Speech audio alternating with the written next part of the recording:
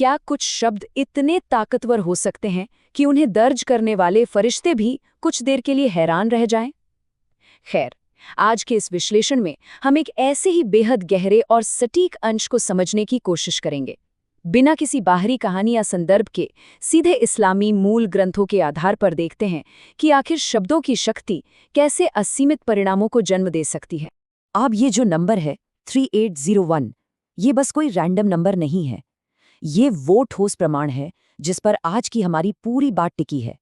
ये जानकारी सीधे सुनन इब्न माजा की हदीस नंबर 3801 से आती है। और देखिए, किसी भी ऐतिहासिक पाठ को समझने के लिए ना उसकी प्रामाणिकता यानी ऑथेंटिसिटी सबसे जरूरी होती है।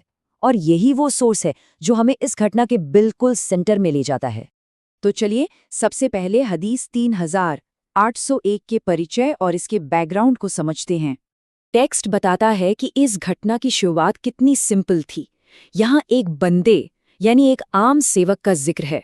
उसने एक ऐसी दुआ पढ़ी जिसे टेक्स्ट में एक बहुत ही कीमती दुआ कहा गया है। सोचने वाली बात यह है कि एक आम इंसान का एक छोटा सा काम अचानक कितना असाधारण बन सकता है। इसकी कीमत का अंदाजा इसी बात से लगाया जा सकता है कि सोर्स ने इसे स्पेशली बहुत ही कीमती बताया है। इसके बाद जो हुआ यानी फरिश्तों का आश्चर्य और उनकी प्रतिक्रिया, उसने इस पूरी घटना को एक अलग ही दिशा दे दी।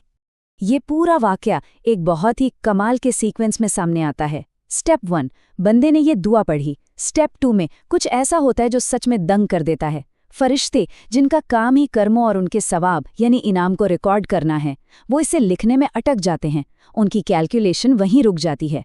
और फिर आता है स्टेप 3। ये असमर्थता सीधे ईश्वरीय हस्तक्षेप का कारण बनती है, जहां अल्लाह खुद इसका इनाम देने का वादा करते हैं।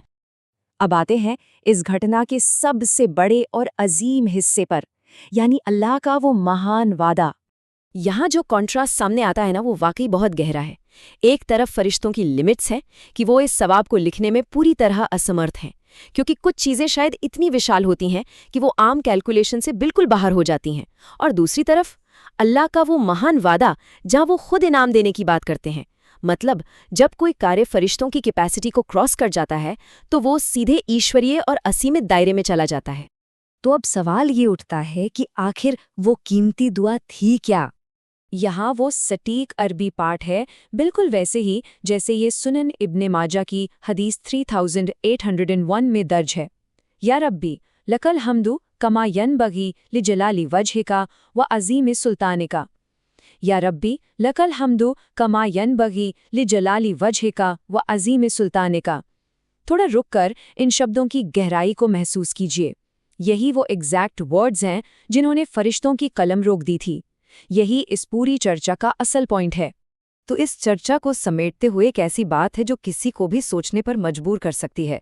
जब फरिश्ते भी किसी दुआ का सवाब यानी इनाम नहीं लिख पाए, तो सोचिए वो इनाम आखिर कितना बड़ा होगा। ये पूरी घटना न सिर्फ प्रार्थना के शब्दों की ताकत पर जोर देती है, बल्कि उस अनंत परिणाम को भी दिखाती है जिसे कभी मापा नहीं जा सकता।